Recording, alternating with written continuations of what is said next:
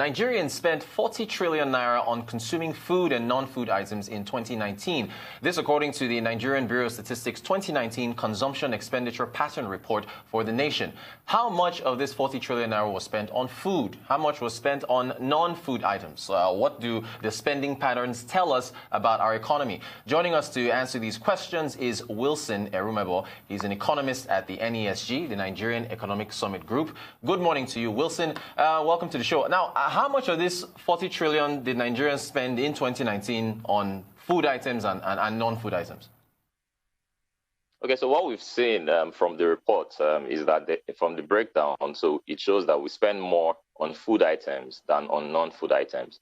So food items out of the 40 trillion accounts for 57%. That's 23 trillion naira spent on food alone.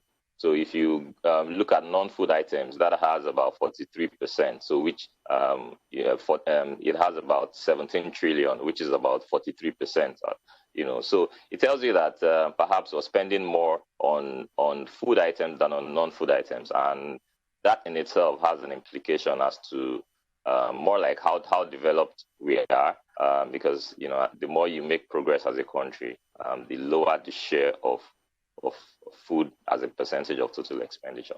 All right, thank you for that, Wilson. So the 23 trillion naira on food, what about that particular breakdown? How did that 23 trillion naira on food break down?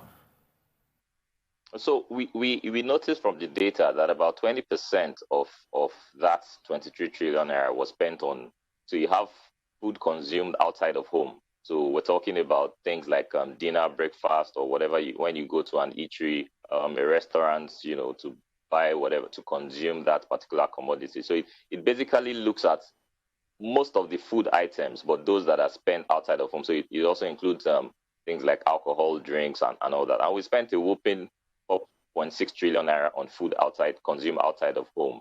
So if you look at, starchy roots, that's second on the list. Starchy roots, tubers, plantain, and you'd agree with me that these are, essential food commodities that Nigerians consume every day. So we spent about 2.5 trillion on that. So you have things like yam, cocoa yam, and the likes, and plantain. I know almost everybody loves plantain. So that accounted for a significant amount of what we spent. Rice, of course, not surprising, vegetables and all that. So you go down to the list, and then you have things like alcoholic drink, where we spent 150 billion naira on that for 2019, for the whole year.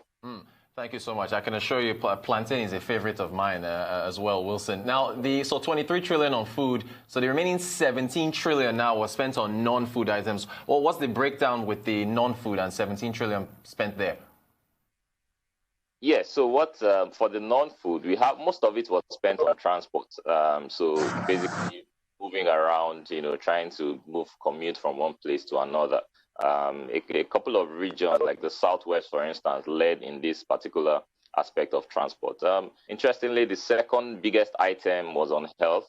The third was on education. So, and then you have services. So you have telecoms, things like your internet, data connections, and other services, repair of, other computer items and all that. So those were categorized under services, insurance, and the likes. So fifth was rent, and then you have fuel, lights, and water, which accounted, and fuel and light, which accounted for 2 trillion, naira. So in all of these, the whole of this contributed about 43% to total spending for the year. Thank you. Okay, so yeah, I think you mentioned the Southwest a moment ago. As far as the regional breakdown, how did that look? So across all the categories, the Southwest, came up on top in terms of the biggest spender, if you permit me to use that phrase. So the Southwest topped across all the different categories, so whether it's food, whether it's non-food. And it tells you, and of course, you know that Lagos is a big contributor within the Southwest region. So across all the commodities, Lagos was the main spender, and then then you have the South-South. So after the Southwest, you have the South-South, and then sometimes, in some cases, the other changes from there on. sometimes you have the Northwest, sometimes you have the Southeast, coming on board. So for food items, so you'd notice the Southwest spent 6.2 trillion naira, next to the South-South, which spent about 4.6 trillion on that. So across all the items as well, the Northeast came at the bottom. They spent the least.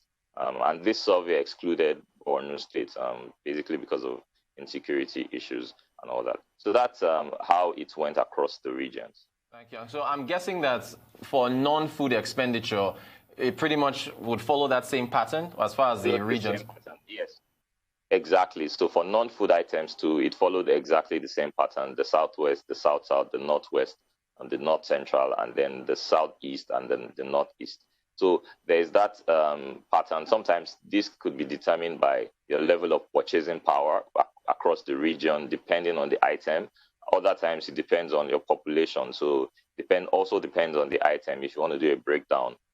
So population plays a role. For instance, in the Northwest, you have a significant number of people, population, households, and all that. So spending on food was much higher than compared to a region like in the Southeast and in the North Central. So things like also purchasing power also come to play in terms of the order of ranking across the regions.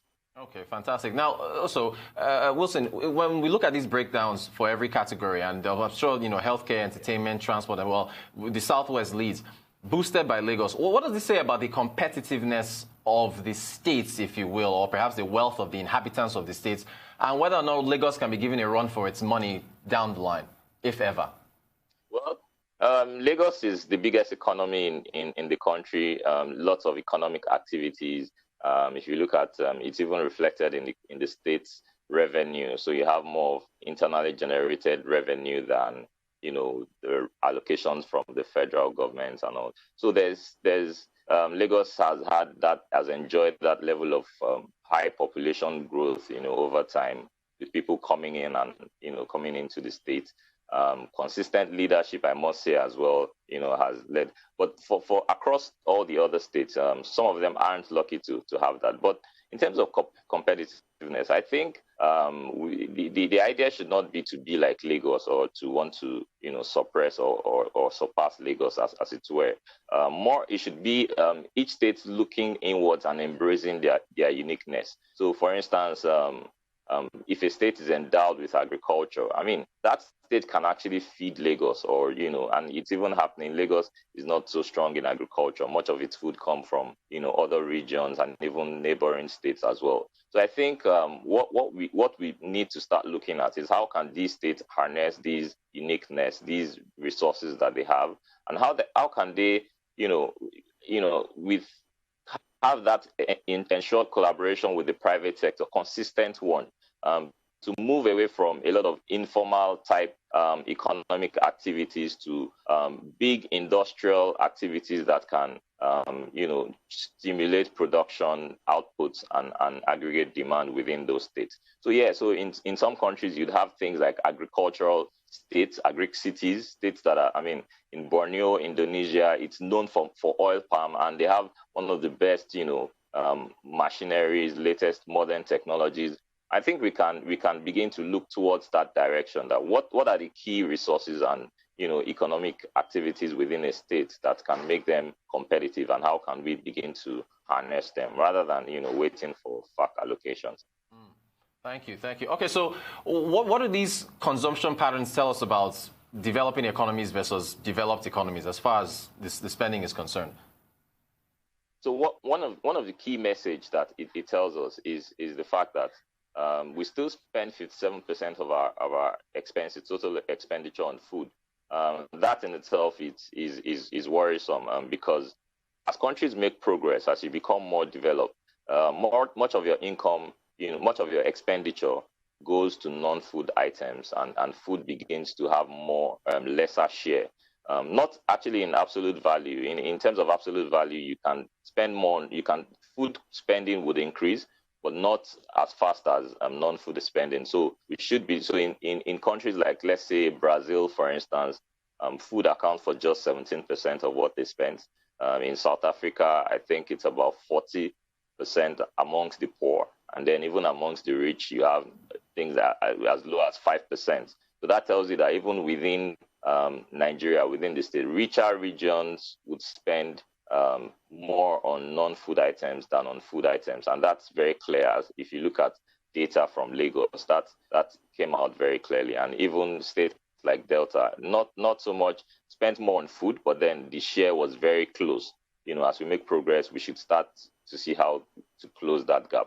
So what it tells us from a policy side is we should start looking at how we can raise income and productivity of citizens, because as people get richer, as people are able to earn money, automatically these shares adjust. So raise income. There are things like universal basic cash transfers that government implements. More importantly, I think things like jobs, because that's the most sustainable way out of poverty.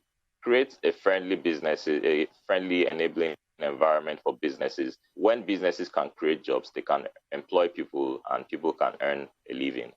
Also, lastly, on skills development is also one key area that I think we need to focus more on, ensuring that people have the right skills to deliver and be more productive to the economy so they can earn income.